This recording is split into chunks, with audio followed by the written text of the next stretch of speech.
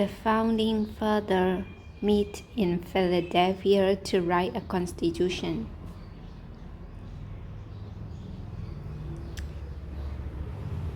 And continue the story of the United States Constitution.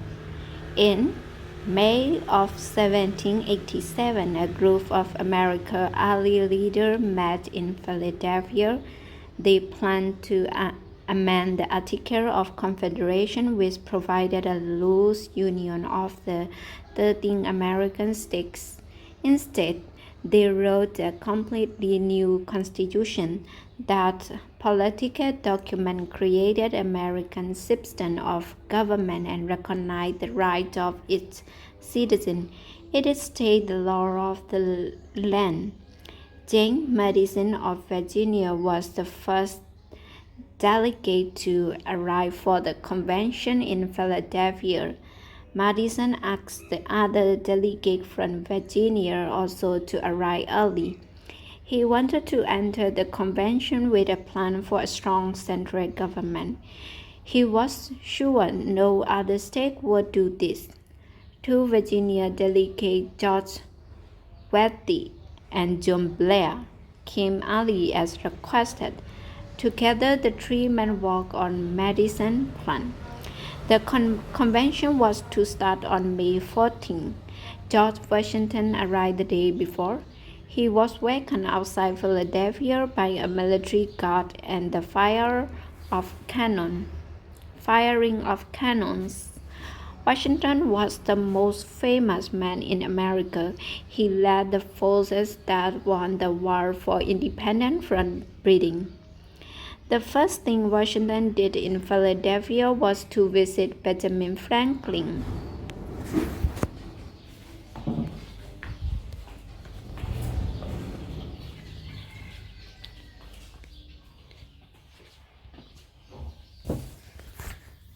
Franklin was an important political leader in America. He was also chief of Pennsylvania delegation to the convention. Franklin was then 81 years old. Age had weakened him, but his mind remained strong. Every important person who came to Philadelphia, even the great General Washington, visited Benjamin Franklin. One of the first days of the convention, the delegates from Virginia went to the State House, where the meeting would be held. They gathered in the room where America's Declaration of Independence was signed in 1776. The only other delegates there were from Pennsylvania. One was Robert Morris. He raised much of the money to fighting the American Revolution. Another was Gouverneur Morris. The two men were not related. Another Pennsylvania delegate was James Wilson. He signed the Declaration of the Independence and was a member of America's early Continental Congress. Like James Madison, James Wilson wanted a strong central government for the United States. The men from Pennsylvania and Virginia spent that first day talking. They agreed to meet again the next morning. Nobody seemed worried that there were no delegates from other 11 states. After all, it took 2 weeks to ride a horse to Philadelphia from New Hampshire to the northeast, and it took as many as 3 weeks to get to Philadelphia from Georgia in the south. For a while, it seemed the other delegates would never arrive, but then they started coming one or two at a time. The delegates agreed to start the convention as soon as 7 states were represented. New York sent 3 men. That was a surprise. Many people believed New York would refuse to send anyone at all. The governor of New York did not support the idea of a strong central government, but one of the New York delegates did. He was Alexander Hamilton. Hamilton served as an assistant to General George Washington during the Revolution. He firmly believed the United States needed a strong central government. In fact, some people said he wanted the country ruled by a king. Day by day, more delegates arrived in Philadelphia for the convention.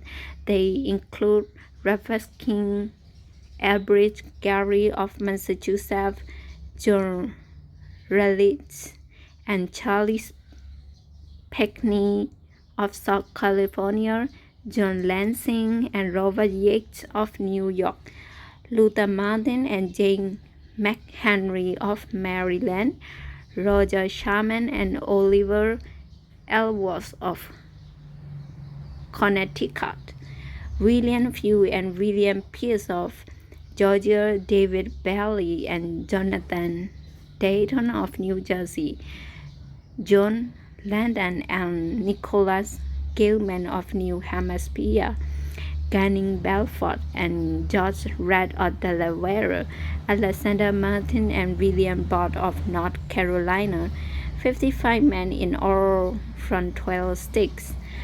Pennsylvania sent the most delegates, 8. Rhode Island sent none.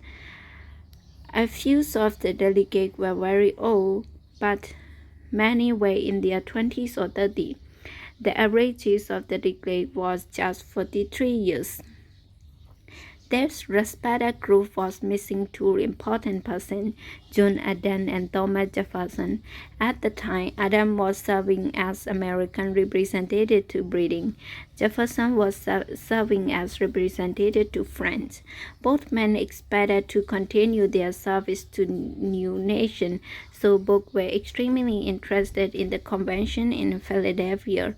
They exchanged letters with friends to learn what was happening. The convention did not have 7 states represented until May 25th. On that day, it finally began its works. The delegate's first task was to name the clerk to write the report of the meeting. They chose Major William Jackson. Major Jackson had asked George Washington to support him for the job. General Washington did so, but Major Jackson was not a good clerk. He wrote down few details of the convention. Luckily, however, James Madison did. From the moment the convention began, Madison kept careful record of everything everyone said. He never stopped writing. Other delegates took notes, including Alexander Hamilton and Rufus King, but their report was short and not complete. If it were not for James Madison, we would for little of what happened at that historic meeting in Philadelphia in 1787. Later, Madison explained how he did it. I sat in front of the president of the convention. All the other delegates were on my right and on my left. I could hear everything the president said. I could hear all the words of every delegate. I made notes. Only I could understand. Then at night in my room, I wrote out completely all the speeches and acts. I attended the convention every day. I was there as long as the delegates were meeting and talking. In his report, Madison called himself Mr. M. He wrote down everything that was said, even unfriendly things said by others about Mr. M. James Madison's full record of the convention were not published until 30 years later. The first important decision by the delegate was choosing a president for the convention. Several asked the other to name George Washington. The delegate agreed. Washington was their choice. George Washington then officially opened the convention with a short speech. He thanks the delegate for naming him president, but he said the honor was too great. He asked the delegate to forgive him if he made mistakes.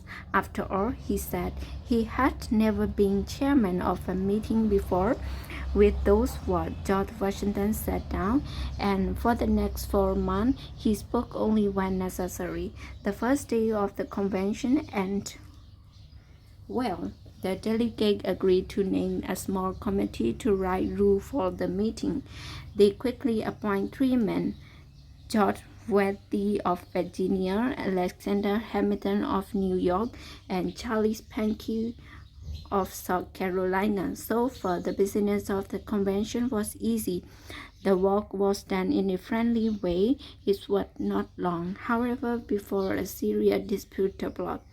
The dispute was between the large state and the small state. How would they share power in a government of United States? Should states with bigger population have more power than states with smaller populations? The dispute will sharply divide the delegate for the next 4 months. That will be our story next week.